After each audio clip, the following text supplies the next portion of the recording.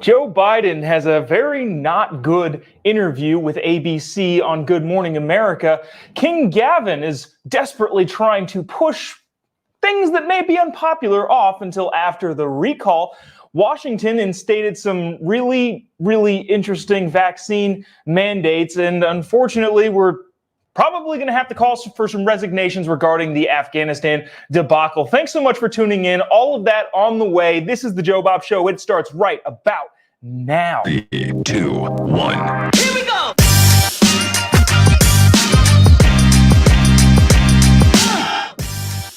Live from a dingy bunker, completely cut off from the outside world, except for you fine folks. My name is Jobob. This is the Jobob Show. Today is August 19th. How did they guarantee August 19th, 2021? A lot of interesting stuff to catch you up on. If you haven't been watching the TV this morning, Joe Biden was on Good Morning America with George Stephanopoulos. We've got a lot of clips from that interview coming up. Also, General Milley said some interesting things yesterday, about their intelligence that they had from Afghanistan, and maybe they knew about everything happening, or maybe they didn't. Either way, he's got some things to share. Also, King Gavin is pushing off several unpopular things until after the recall. Go figure. Shocker to literally no one. And some of the harshest vaccine mandates are coming out. It seems like we're having a new, ridiculously harsh vaccine mandate every single day, but a new one coming out of the state of Washington. We'll get to that. All of that on the way. First, I got to tell you about capitalist propaganda. You might be thinking, oh, that's a hilarious shirt. If you get it, you get it. If you don't, you don't. Shirt says, but first, Kofefe. I think it's kind of funny, and anytime I'm walking down the street wearing it, people who get it laugh, and we generally high five. But head on over to capitalist propaganda, which is the best place to tell your friends that their socialist ideas totally suck. It's up to you to help spread capitalist propaganda to defeat the empire. Cool designs, bunch of cool stuff at capitalistpropaganda.us. You're welcome. Love capitalism. Capitalism rocks. Also, the But First Kofefe t-shirt, which again, if you get it, you get it. If you don't, you should figure out what it is, because it's hilarious. Anytime I wear my capitalist propaganda t-shirts, I just get high fives from everybody. I get some dirty looks sometimes, but it feels good inside knowing that they know they're wrong.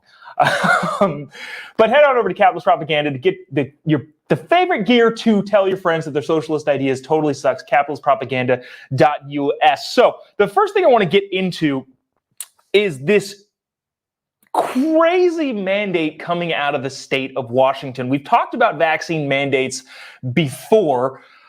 Unfortunately, people are pushing vaccine mandates constantly, and nothing is different in the state of Washington. This is out of the New York Times. Washington State is requiring all teachers and staff to be vaccinated. All teachers and school personnel in Washington State, including coaches, bus drivers, and volunteers, will need to be fully vaccinated as a condition of employment under a new policy announced by Governor Jay Inslee on Wednesday. Now, side note, I have a lot of friends from Seattle. I know a lot of people from Washington. And I also know some people who know Jay Inslee. He has been described as one of the dumbest people this person I know has ever met, which is par for the course when it comes to being a politician in a deep blue state. Sometimes you just have to be eccentric, outspoken, doesn't really have to have a lot underneath the hood, if you know what I'm saying. So Jay Inslee implementing vaccine mandates. The requirement applies to staff regardless of the type of school in which they work, including public, private, and charter schools. So even private schools. Jay Inslee is saying you have to get vaccinated too. This is clearly a court case. It's going to go. If you're not familiar with the court cases going on, there's a court case in Indiana about schools going to trying to mandate masks. Vaccines.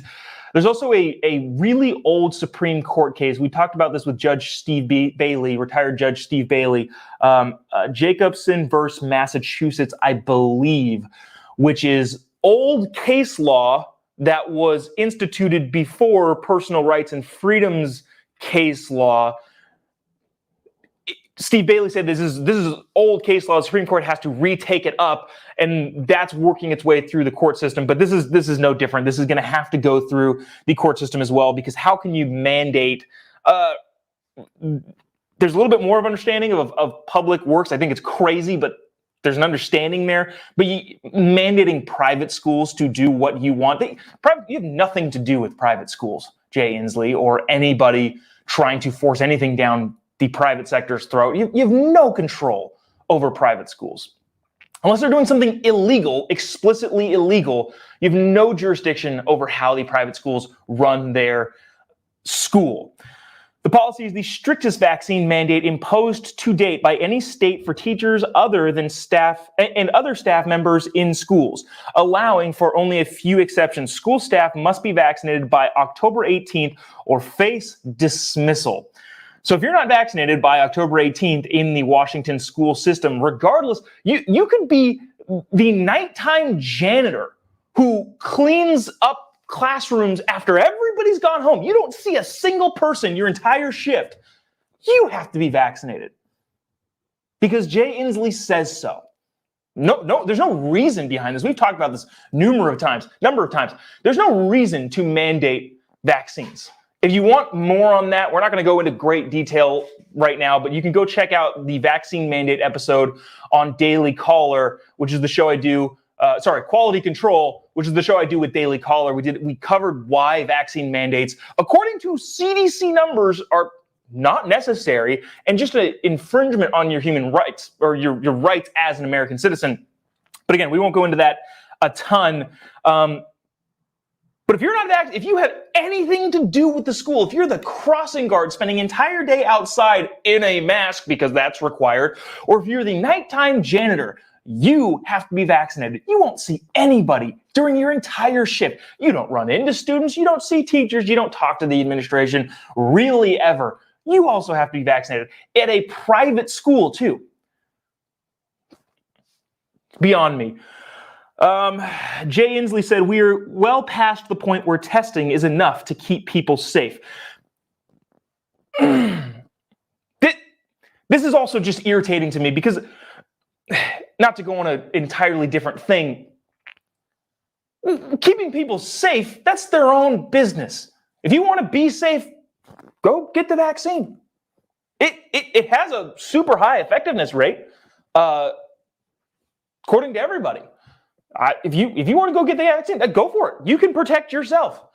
It is not up to the government, Jay Inslee specifically, to protect people who don't want to be protected. Seriously, if we're going to go here, who's to say that Jay Inslee isn't going to ban fast food? Heart disease is still the biggest killer of individuals in the United States. Unhealthy food is the biggest contributor to obesity and therefore heart disease. Is Jay Inslee going to ban fast food to protect people? No. So this doesn't make any sense whatsoever on its face. He says, we've tried. It's not been adequate for the tasks at hand. He stressed that 95% of patients in the hospital with COVID-19 in Washington are unvaccinated, which is their freaking choice, dude. And reminded the public school children were not yet eligible to get vaccines. Again, doesn't have anything to do with them because kids are widely known to be not susceptible to the vaccines. But yet again, more vaccine mandates coming out of Washington state. On top of that, Joe Biden posted yesterday. Now, I have so many things to say on vaccine mandates. They don't make sense on any level. They don't, according to the CDC's own numbers, they don't make any sense. And they don't make sense to me. If you have other comments, feel free to comment in the comment section. All the comments come to us right here. We can read them live if they're appropriate. So try and keep them appropriate.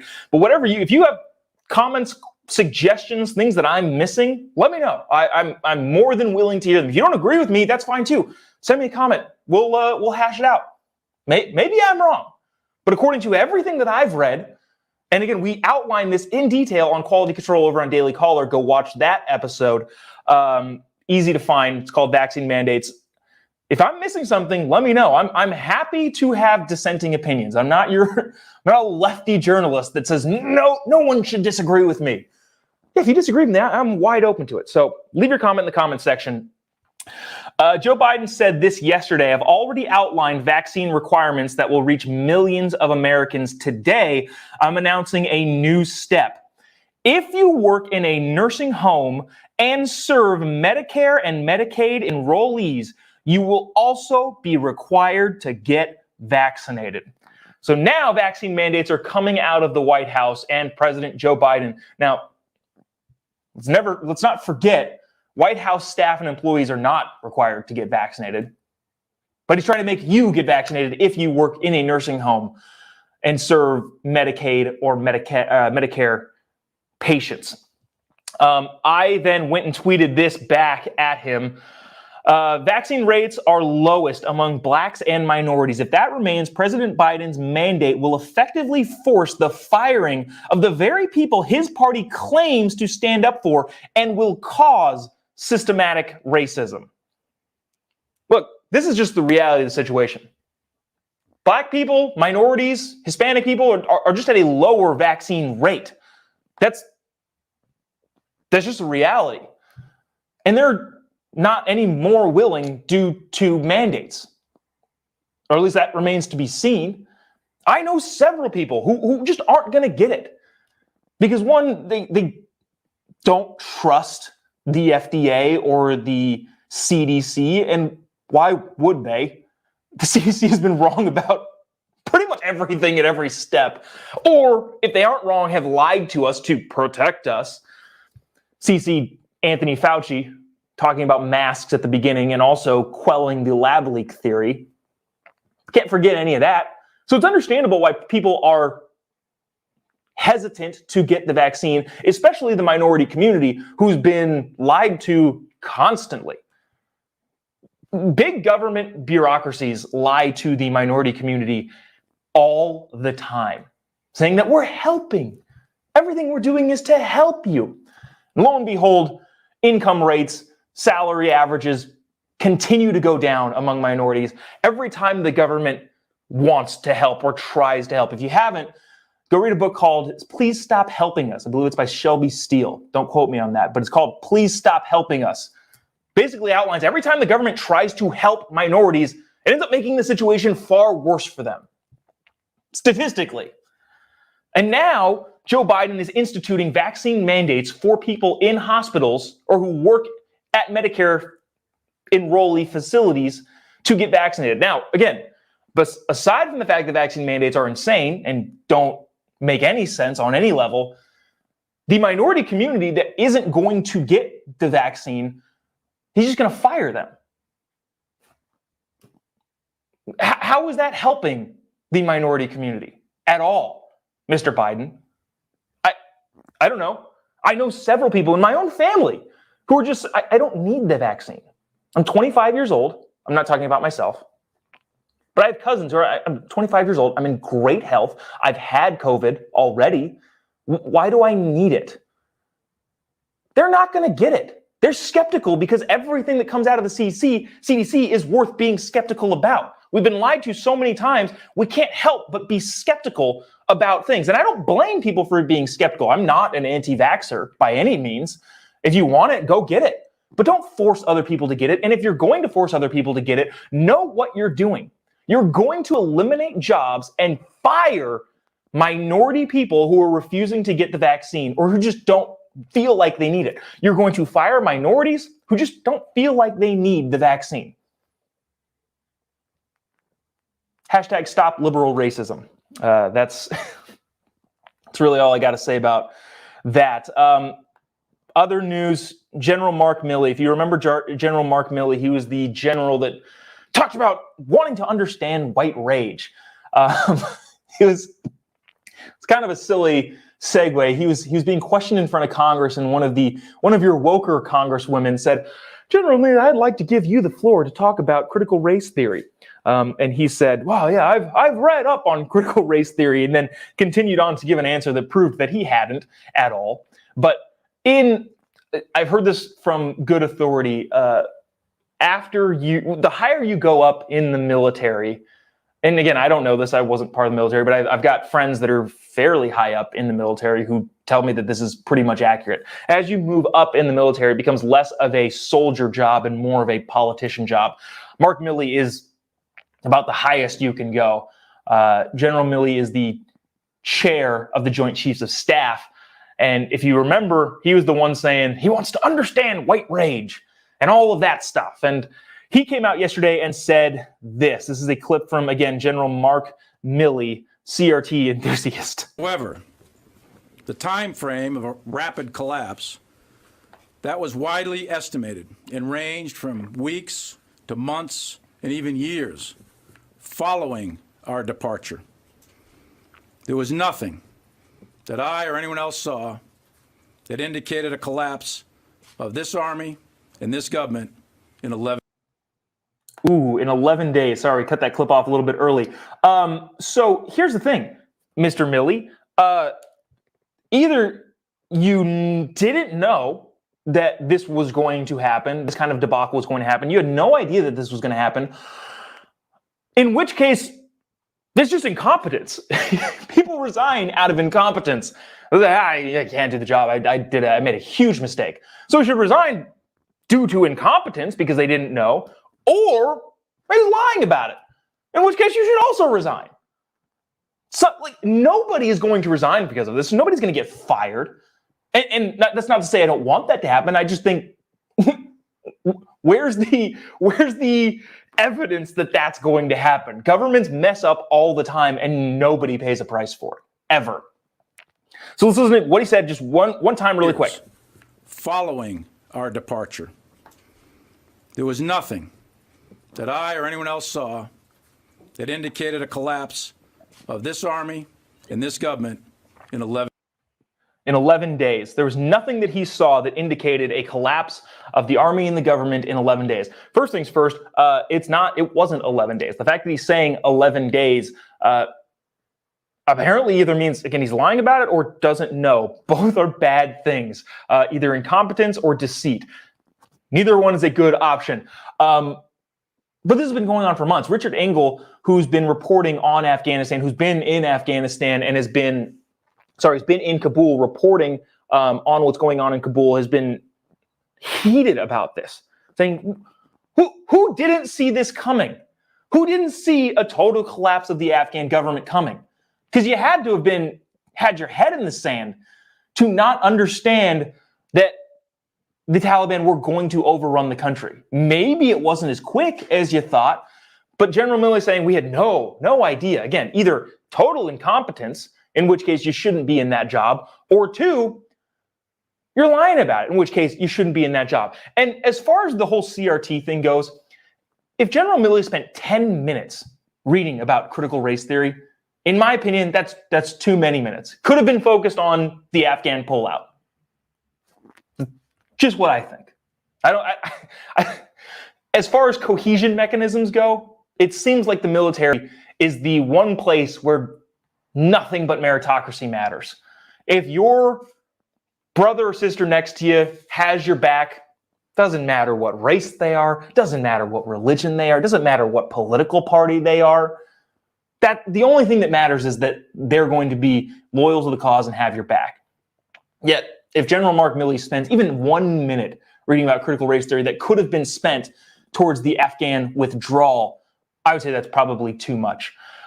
Yesterday, there was a lot of clips that came out. The whole interview aired this morning of President Joe Biden with George Stephanopoulos.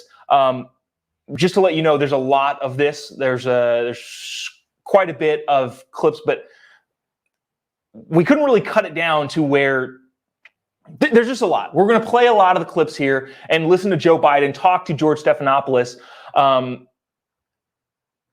It was not good. We'll start there. We'll listen into a couple different things that Joe Biden said to George Stephanopoulos. Now, okay, one thing to remind people of. If you don't know, George Stephanopoulos, chief political whatever for ABC, he's the top guy at ABC, former political consultant, political strategist for the Democrat Party. If you don't know, him and George Carville got Bill Clinton elected to the presidency twice. George Stephanopoulos is a friendly voice to Joe Biden. And even then, friendly voice didn't go so well. Actually, there's this one other quick statistic that you might find interesting. At this point in their presidency, from January to about now, Barack Obama had given about 120 one-on-one interviews with friendly media because the media were infatuated with him. Donald Trump had given 50 interviews one-on-one with a media that was not infatuated with him, a media that did not like him at all. Yet he still gave 50 interviews up to this point. So far in his presidency, in terms of one-on-one interviews, Joe Biden has given 9. That's not a lot at all. 9 interviews so far with a friendly media. The media loves Joe Biden, yet he's still only given 9 interviews. The media hated Donald Trump.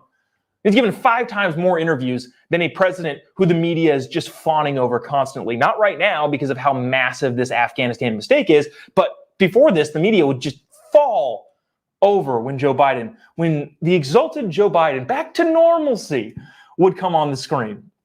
He's only given 9 interviews so far, which is says something about his ability to be in front of the camera nowadays. So let's listen into Joe Biden with George Stephanopoulos.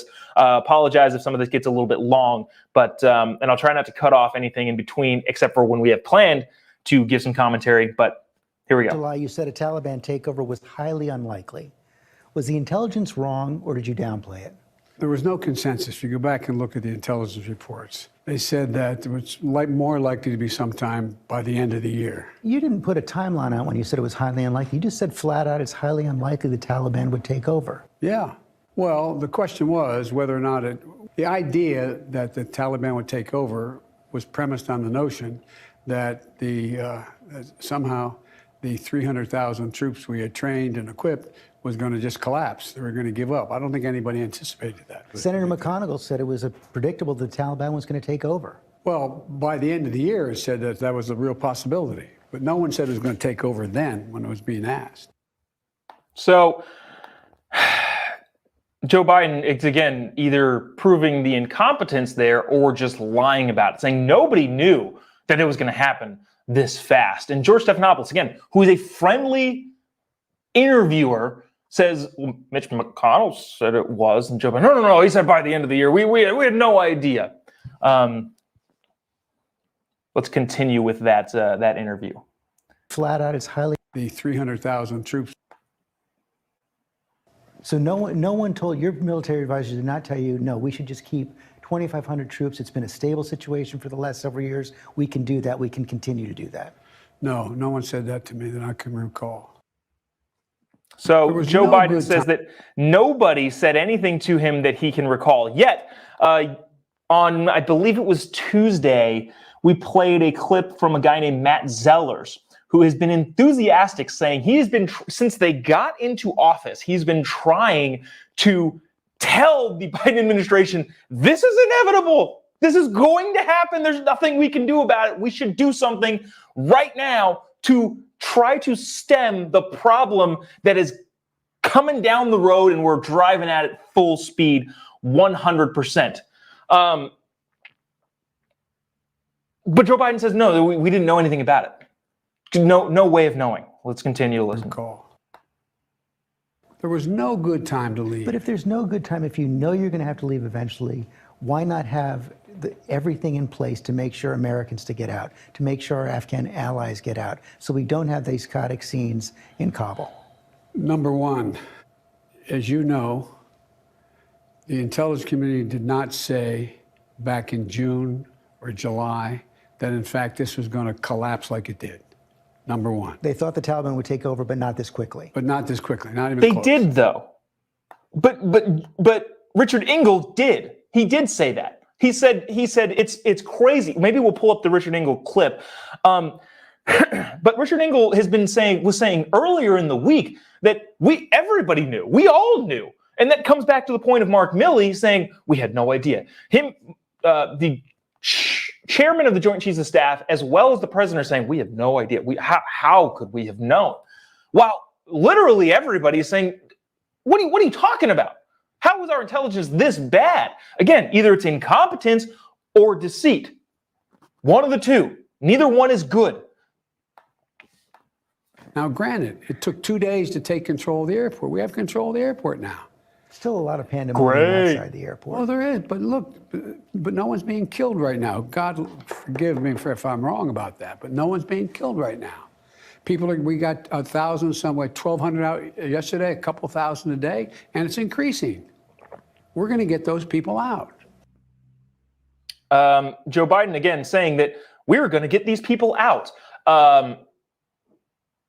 That we shouldn't have had to do that. We are now relying on the biggest and best evacuation the United States has ever pulled off. Again, we're looking at 12,000 United States or Americans, 12,000 Americans on top of the 85,000 Afghans and their families who have aided the United States. So the Dispatch news outlet puts it about 100,000 people that we've got to get out. We're now relying on the greatest undertaking of evacuation standards that anybody has ever seen, ever. How? How did that happen? How did it happen to where there was so much, and then he's touting, well, we have the airport now. Well, the Taliban is circling the airport and choosing to let people in or not. There's several things going on there.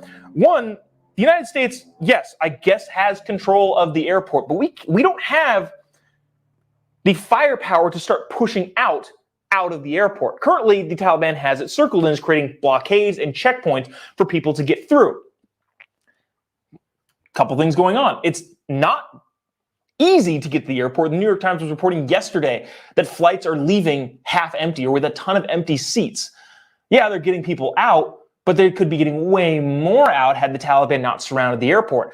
Another component is if you're an American or an Afghan going to the checkpoint, there's no top-down cohesion on the Taliban. So like this, the people over here at this checkpoint or the Taliban over here at this checkpoint may not have the same standards. And once you go to this checkpoint and they say no, not only did you not get into the airport because the Taliban has blockades surrounding it, you've now alerted yourself to the Taliban as somebody who has worked with the Americans or is an American. You're in their system at this point, and anything that you do is now at the whim of the Taliban. Not a great way to evacuate a country. Goes on. But we've all seen the pictures. We've seen those hundreds of people packed into a C-17. We've seen Afghans falling. That was 4 days ago, 5 days ago. What did you think when you first saw those pictures? What I thought was we have to gain control of this. We have to move this more quickly. We have to move in a way in which we can take control of that airport. And we did. But you don't think this could have been handled, this actually could have been handled better in any way? No mistakes? No, I don't think it could have been handled in a way that we're going to go back in hindsight and look, but the idea that somehow there's a way to have gotten out without chaos ensuing, I don't know how that happens. I don't know how that happened. So for you, that was always priced into the decision? Yes.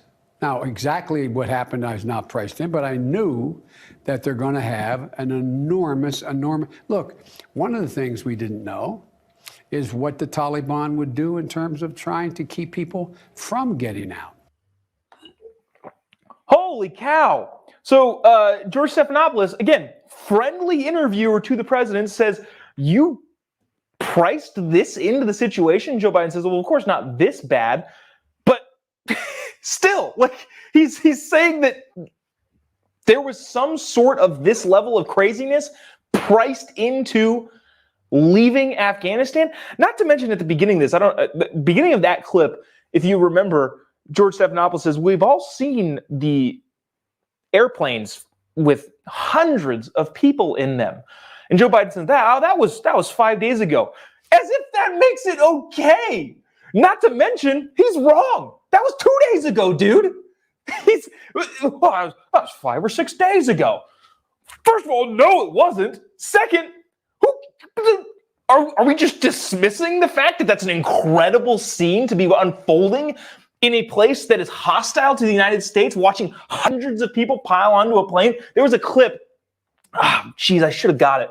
There was a clip that I saw about an air traffic controller asking an air pilot, how many people do you have on your plane? The guy goes, 800. And the air traffic controller goes, holy F, 800? Are you kidding me? Yeah, hundreds of people are getting on these planes, and Joe Biden kind of dismisses it as, oh, that was 5 days ago. Dude, as if that matters. Oh. Okay, I guess this is the last clip I think we'll play. What they would do. All troops are supposed to be out by August 31st. Even if Americans and our Afghan allies are still trying to get out, they're going to leave? We're going to do everything in our power to get all Americans out and our allies out. Does that mean troops will stay beyond August 31st if necessary? It depends on where we are and whether we can ramp these numbers up to 5,000 to 7,000 a day coming out. If that's the case, they'll all be out. Because we've got like 10 to 15,000 Americans in the country right now, right? And are you committed to making sure that the troops stay until every American who wants to be out is out? Yes. How about our Afghan allies? Does the commitment hold for them as well? The commitment holds to get everyone out that, in fact, we can get out and everyone should come out. And that's the objective. That's what we're doing now. That's the path we're on, and I think we'll get there. So Americans should understand that troops might have to be there beyond August 31st. No, Americans should understand that we're going to try to get it done before August 31st. But if we don't, the troops will stay. If we don't, we'll determine at the time who's left. And if there are American forces, if there's American citizens left, we're going to stay till we get them all out. Okay. I hate to make light of this, but what in the world is this guy talking about? George Stephanopoulos asks, are we going to stay until they're all out? Joe Biden says, well, we're going to get them all out at August 31st, before August 31st. George Stephanopoulos then says, well, what if they aren't out by August 31st? And Joe Biden says, yes. And then George Stephanopoulos, what do you mean? And he leads him down this road of Joe Biden saying, yes, we will, but we won't if Afghanistans are in there. But Americans, yes, but maybe after August 1st, but we won't go after August 1st. It'll be just this confusing hodgepodge of a bunch of nothingness. I want to share this tweet from Jonah Goldberg. This was a couple days ago regarding Joe Biden's address to the nation, but it's seemingly indicative here also. Joe Biden, the buck stops with me and I take full responsibility, but my hands are tied by Trump, and this is the Afghan military's fault. We prepared for this, but we were caught completely off guard. We're giving the country to the Taliban, but we'll hold them accountable. Seriously, that's what this sounds like. Joe Biden is essentially saying that, we're going to get them out by August 31st, but if we don't, we're not going to stay there. And then George Stephanopoulos asks, well, what about the Afghans who helped us? And he says, well, we will, but we won't have to because we're going to get it finished first, which I don't know, man, seems confusing to me. Joe Biden talking about his ability to get, again, we are now relying on the biggest evacuation rescue that's ever been attempted in the history of the world to get us out. Now, here's the thing. I hope they pull it off. Honestly, I hope they do. I hope that we can negotiate enough with the Taliban to get all of the Americans out and all of the Afghan people that have helped us. Now, Tucker was talking last night about accepting everybody from Afghanistan. There's been people on MSNBC saying, oh, yeah, we should accept 1 million refugees from Afghanistan. No, we should accept the 80,000 people and their families who have helped us through the 20 years. We should absolutely accept them, but we're not going to take the entire country of Afghanistan, as some of your lefty medias are saying. So when I say we got to get the Afghans out too, I'm talking about the people that specifically helped us keep our soldiers safe throughout the last 20 years. But anyways, we are now relying on the largest scale evacuation to get these people out. And again, like I said, I hope it works. I honestly do. I genuinely hope it works. This is not I want to make Biden look bad, because no, we're talking about people's lives at stake. So I hope it works. However, he's not going to be able to take credit for it. You can't take credit for something that you can't take credit for fixing a problem that you started. So, speaking of Democrats who are incompetent, Gavin Newsom is looking to put mandatory water restrictions on Californians. They may be on the way. Cal Matters reporting Californians may soon face mandatory state water restrictions, but likely not until the end of September, Governor Gavin Newsom said on Tuesday. Oh, how convenient. The end of September is when the water restriction mandates are going to, not during the hottest part of the year. That's not when they're going to happen. They're going to happen after the recall. Go figure, King Gavin. The timing suggests the governor might be trying to avoid unpopular mandates before the September 14 recall. Here's the thing.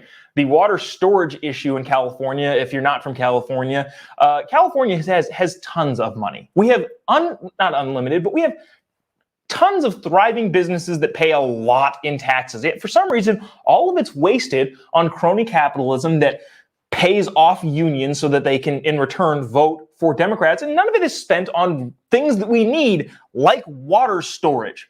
So when Gavin Newsom says that we're going to incite mandates on Californians and their usage of water, remember that one, he's the reason we don't have water to begin with, because they haven't built adequate water structure or water storage.